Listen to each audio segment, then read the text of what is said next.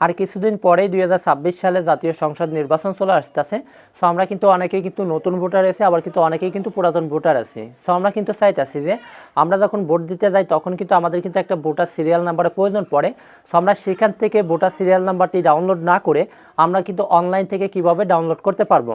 So এই বিষয়ে কিন্তু আমি কিন্তু অলরেডি কিন্তু একটা ভিডিও আপলোড করেছিলাম, সেটাতে দেখে আপনারা কিন্তু অনেকেই কমেন্ট করতেছেন যে প্রিন্স ভাই আমি তো পাইতাছি না, এই যে ভোটার যে নাম্বারটা এটা কিন্তু আমরা পাইতাছি না। আপনারা এই যে সমস্যাটা ফেস করতেছেন এইটার সমস্যার সমাধানটা কি, আজকের ভিডিওটা যদি কন্টিনিউ করেন তাহলেই কিন্তু বুঝতে পারবেন। সো তার জন্য আমরা কি করব, চলে যাব সরাসরি আমাদের ফোন থেকে ব্রাউজারে। আমি এখান থেকে ক্রোম ব্রাউজারটাকে চুজ করে নিলাম। ক্রোম ব্রাউজারটাকে চুজ করে নেওয়ার পরে সার্চ বারে গিয়ে সার্চ করব bangladesh.gov.bd। এটা লিখে সার্চ করে দেওয়ার পরে উপরের দিকে দেখতে পারতেছেন বাংলাদেশ জাতীয় তথ্য বাতায়ন, এই ওয়েবসাইটটাতে হচ্ছে আপনারা ক্লিক করে দিবেন। আমি এখান থেকে ক্লিক করে দিলাম।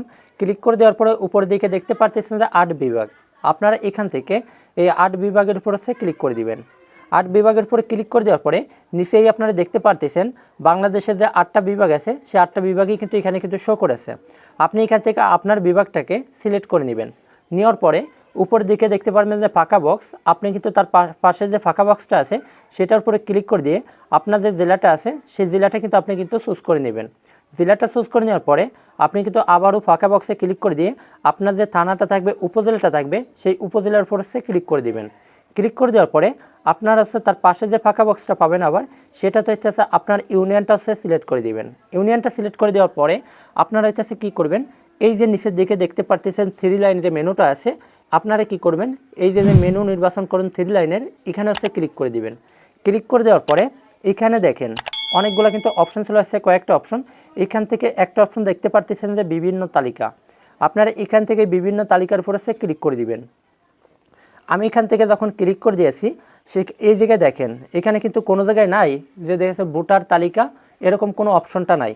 কিন্তু আগে যে ভিডিওটা আপনাদেরকে দেখিয়েছিলাম সেখানে কিন্তু আপনাদেরকে দেখাইছিলাম যে এখানে কিন্তু ভোটার তালিকাটা আছে, আর সেখান থেকে কিন্তু আমরা কিন্তু ডাউনলোডও করতে পারছিলাম। তো এইবার কথা হইতেছে ভাই এই ইউনিয়ন পরিষদের কি দেশে ভোটার তালিকাটা নাই? হ্যাঁ ভাইয়া, অবশ্যই হইতেছে ভোটার তালিকাটা আছে, কিন্তু এটাকে পাবলিক করে রাখা না, এটাকে লক করে রেখে দিয়েছে।